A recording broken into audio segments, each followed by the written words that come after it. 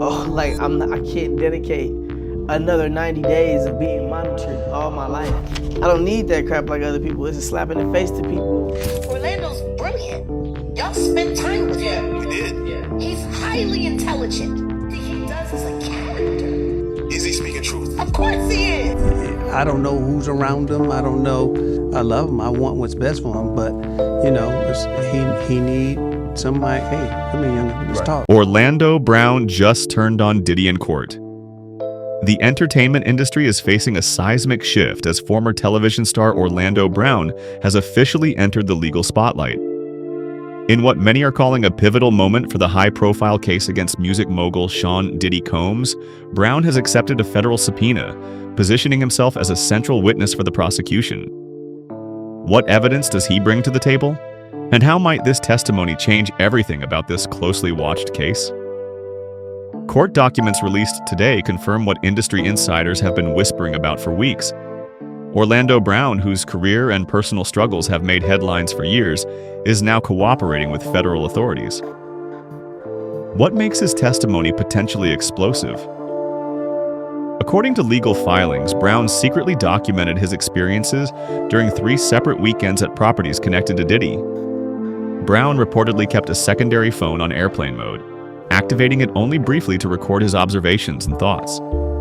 These audio journals allegedly captured everything from guest movements to staff activities during late-night hours. What gives these recordings credibility? Federal investigators have verified that the metadata embedded in these audio files aligns perfectly with wireless router logs already in their possession. A partially unsealed affidavit reveals something even more compelling. Brown's phone identifier appears in restricted areas exactly matching the times he claimed to be present. This digital footprint seems to substantiate other evidence already collected, including electronic spreadsheets from former security director Roger Bonds and smart home system logs showing manual lighting deactivations during overnight hours. Security radio communications were allegedly caught on Brown's recordings using the phrase heartbeat reset. Terminology prosecutors suggest indicated when doctor systems were cycling and surveillance equipment was temporarily dimmed. Is this innocuous industry language or something more concerning? Diddy's defense team argues it's standard protocol being mischaracterized, claiming Brown is simply attempting to leverage cooperation for leniency in an unrelated Nevada weapons case. Under his cooperation agreement, Brown stands to receive consideration in that separate legal matter if he provides truthful testimony. The agreement explicitly states that any dishonesty or misrepresentation would immediately nullify potential benefits. A clause prosecutors argue incentivizes accuracy, while the defense suggests motivates fabrication. Judge Aaron Suberman-Manian has scheduled a focused hearing to examine the chain of custody for Brown's recordings, and has confirmed Brown will testify during the prosecution's second week of arguments. The courtroom strategy is taking shape as 2 competing narratives prepare to unfold. Prosecutors plan to present Brown's audio records chronologically, synchronizing them with network activity visualizations, door sensor activations, and lighting changes that correspond with his voice timestamps. A digital forensics expert will testify to the recording's authenticity, emphasizing their unaltered state. Meanwhile, the defense is preparing counter-arguments through a hospitality consultant who will contend that luxury properties routinely deactivate hallway monitoring to ensure guest privacy, not to conceal questionable activities.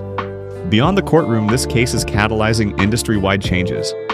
Leading talent agencies are implementing new event safety protocols, requiring transparent device policies, accessible exits for guests, and independent representatives who can document concerns without seeking permission. A major private event insurer is revising their policies, incorporating new questions about access controls, lighting systems, and staff communications. In a significant development, lawmakers have included Brown on their witness list for upcoming hearings on proposed legislation, the Creative Industry Guest Safety Act.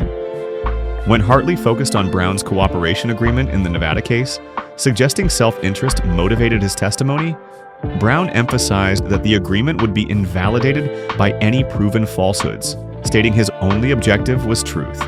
After a brief recess, prosecutors played Brown's second recording, timestamped shortly after 3 a.m., in which he describes corridor lighting changing to a subdued red pulse he termed a running heartbeat. noting staff guiding small groups through mirrored doors. This was accompanied by a still image from a motion-activated camera in a nearby service hallway, showing a staff member with a cart labeled "Refresh," time-stamped less than 60 seconds after the radio communication captured in Brown's recording. Despite defense objections that this merely repeated previously presented information, Judge Subramanian permitted the image, ruling that multiple corroborating evidence sources helped jurors understand connections. To further establish the recording's credibility, signal analysis expert Dr. Maya Chen testified that background acoustic signatures, including ventilation sounds and faint music, remained consistent across all 3 of Brown's recordings, indicating they were created in the same location.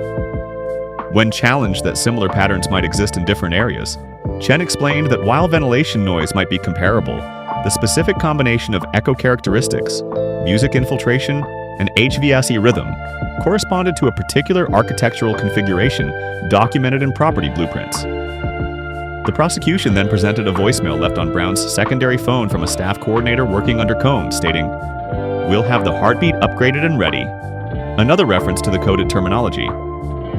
Though the defense argued this was ambiguous, the judge overruled, citing earlier testimony establishing heartbeat as internal terminology for lighting and surveillance modifications. During cross-examination, Hartley attempted to reframe the term by referencing a housekeeping manual describing a heartbeat glow as a decorative lighting feature. But prosecutors clarified this referred to a constant lighting configuration, not the manual overrides documented in system logs. As proceedings concluded for the day, prosecutors revealed plans to introduce a records analyst who will connect unusual payroll activity directly to the weekend covered by Brown's recordings. The defense is preparing testimony from a hospitality professional and automation systems executive who will argue that lighting changes and linen service increases represent standard VIP accommodations, not suspicious activities. Judge Subramanian instructed both sides to keep their closing presentations focused and relevant, warning against excessive technical discussions unrelated to central issues in the case. As the trial progresses toward conclusion, the central question becomes increasingly clear.